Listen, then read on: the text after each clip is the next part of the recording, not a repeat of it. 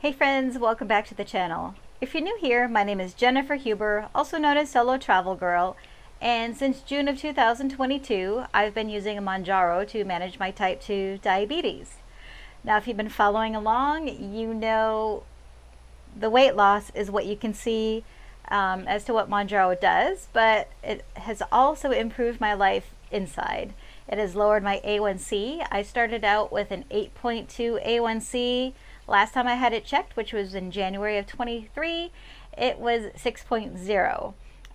It has lowered my blood pressure, and I am no longer on blood pressure medication.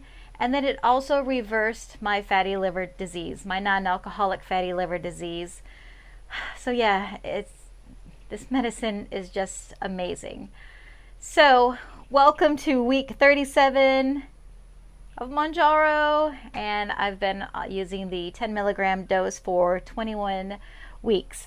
Before I get into this week's update, I just want to remind you about my disclaimer that I am not a healthcare professional, and I am just sharing my personal experience and opinion about using Mounjaro to manage my type 2 diabetes. Also, I have no relationship with the drug manufacturer, Eli Lilly. So yeah, they are not paying me to make these videos. Although I'd be open to some kind of relationship.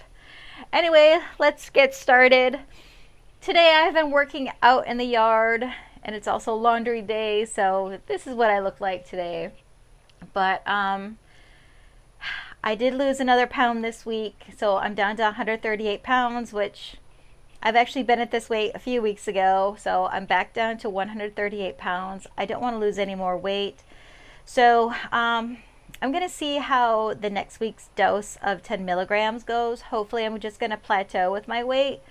Otherwise, I'm going to go back down to the 7.5 milligram for my next prescription of Mounjaro. I have started exercising regularly again, so perhaps that's maybe why I've lost some weight. But you know, I'm back to walking twice a day with my dog. I'm back to yoga. I'm not doing anything too intense, but I'm back to yoga. And then today I did do some yard work, as I mentioned. And the reason why that came about is my friend from college, Val, she helped me during post-Hurricane Ian in the fall. She came down and she brought me some water and helped clean up a little bit and just, you know, brought some sanity. So we're looking at my yard, and I'm surrounded by vacant lots, and those wild grapevines are just creeping over into my lawn, probably about 2 to 3 feet. So obviously the people who own those lots, or one person owns the lots, they're not doing anything about it. So we just took it upon ourselves to rip it out today. So we worked about 3 hours today, and so that was my workout for the day. You know what, now that we have an hour of daylight, I kind of feel like I need to do something else this afternoon. I'm filming this just before 5 o'clock.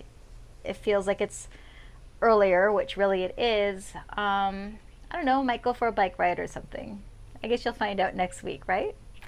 All right, nutrition, you know, being mindful of what I'm eating. I did go to a fast food restaurant today. It's okay. I don't judge if you do that as well. Everything is okay in moderation. But the reason why I went to Burger King this week is because I attended a conference on Monday, and one of the speakers was Patrick O. Brown, and he founded Impossible Foods. And basically, this company makes, I know this is going to sound weird, but they make, let me get this right, they make meat and dairy-like products out of plants. And they have a partnership with Burger King. They make the Impossible Whopper. So the Impossible Whopper at Burger King, it's there's no meat made in that. So I had a craving for a Whopper after hearing his talk. So the next day I grabbed a Impossible Whopper for dinner. I split that in half, so I had half for dinner that night, and then I had the next half for dinner the next night. And here's my tip. I used to work at Burger King many years ago when I was going to school, but obviously we didn't have the Impossible Whopper then. But anyway, so I had that half in the refrigerator. I put it in the microwave with a little bowl of water, and I just nuked it for about 30 seconds or so, and it was fine. It was moist. It wasn't dry or anything. So That was my fast food for this week, the Impossible Whopper. And it was also really interesting hearing the ambitions or I don't know, what do I say? The prediction that Impossible Foods is making is that in about 20 years that there will be no more farms, at least within the United States, that we will all be making this meat-like plant-based meat-like product. And it was interesting because they did show some case studies where they gave people a real hamburger, then they gave them a hamburger made from the impossible meat, and people chose the impossible meat, saying that tasted better. And it's not just made out of plants, but they figured out, well, what makes meat so tasty, and so they put that into their impossible products. So, okay, glucose. I haven't checked my glucose. I had another busy week with early mornings and late nights, and I'm sorry I chose sleep. And I know that only takes, maybe a few seconds or a minute to do a glucose test, but I just didn't do that this week. And I think I'm doing okay with my glucose, just based on what I'm feeling. So that's it for the high level update as to what's happening with me.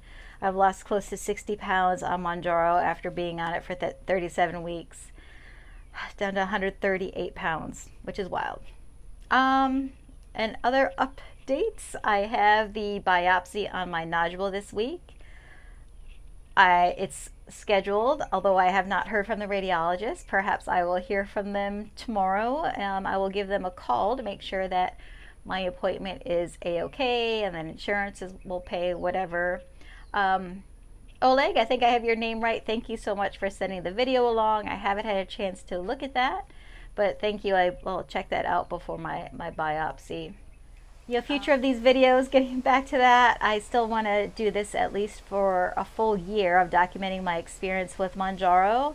And then I'm just going to continue adding my travel videos. I do have a video to upload. I went to the Bay Park in Sarasota yesterday. So I want to share that with you this week as well. And I know I owe you all videos about using Bistro MD, the meals that the chef prepared meals and their diabetic friendly meals. So I do owe you videos on that. They will get there. I promise you. They won't be this week, but they will be forthcoming. All right, last week I did mention that Solo Travel Girl is receiving a lot of media attention, and an article that I wrote for eBella magazine. I did post that earlier in the week on International Women's Day, but I'm going to post that link to the article I wrote about finding empowerment through solo travel. And then I have a radio interview scheduled in May of this year, talking about my book, A to Z of a Solo Travel Girl, Traits of Women Who Travel Alone, Not Lonely.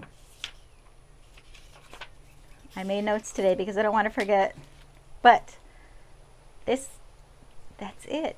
Thank you so much for being on this journey with me. I appreciate your comments. I'm sorry I haven't replied to them.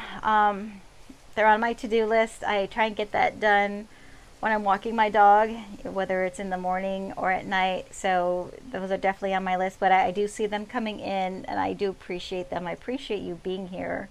And if you're on your own journey with Manjaro, just keep in mind that our journeys are going to look different.